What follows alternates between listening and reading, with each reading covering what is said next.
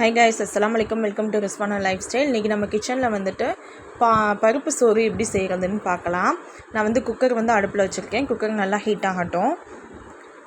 Heat ஆனோடனே oil சேர்த்துக்கலாம். இப்போ குக்கர் ஹீட் ஆகிடுச்சு. இதில் நான் கொஞ்சமாக ஒரு 3 டீஸ்பூன் அளவுக்கு ஆயில் சேர்த்துக்கிறேன். ஆயில் நல்லா சூடேறவும் 2 பட்டை, 2 கிராம்பு, கொஞ்சமாக கல்பாசி, ஒரு ஸ்டார் அனீஸ் சேர்த்துக்கிறேன். அப்புறமா ஒரே ஒரு பெரிய வெங்காயம் நல்லா வதக்கி எடுத்துக்கலாம். கோல்டன் ப்ரௌன் கலரில் வதக்கணும். இது ஓரளவுக்கு வதங்கவும் 2 பச்சை மிளகாய் சேர்த்துக்கலாம். அது கூடவேவும் பச்சை மிளகாய் சேர்த்தாச்சு நல்லா வதக்கிடலாம். இப்போ வெங்காயம் நல்லா வதங்கிடுச்சு. இது கூட கொஞ்சமாக மல்லி புதினா, அப்புறம் 2 தக்காளி சேர்த்து அதையும் நல்லா வதக்கிக்கலாம். இப்போ எல்லாத்தையும் வதக்கியாச்சு. 1 டீஸ்பூன் அளவு இஞ்சி பூண்டு பேஸ்ட் போட்டு பச்சை வாசனை போகிற அளவு நல்லா வதக்கி எடுத்துக்கலாம்.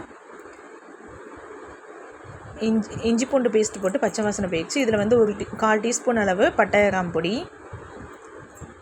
1/4 டீஸ்பூன் மஞ்சள் தூள், அப்புறம் காரத்துக்கு ஏற்ப 1/4 டீஸ்பூன் மிளகாத்தூள்.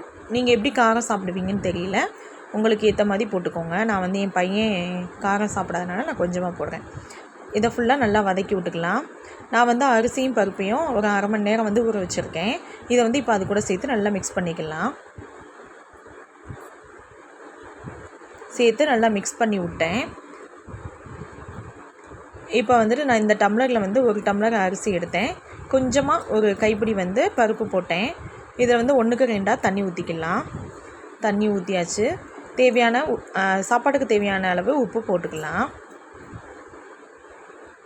தண்ணி நல்லா கொதித்து வரட்டும்.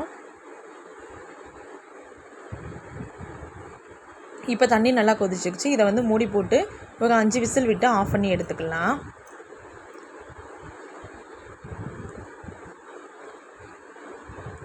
அஞ்சு விசில் அடங்கினோடனே ஓப்பன் பண்ணி பார்த்தா சூப்பராக பருப்பு சாதம் ரெடி ஆகிடுச்சு.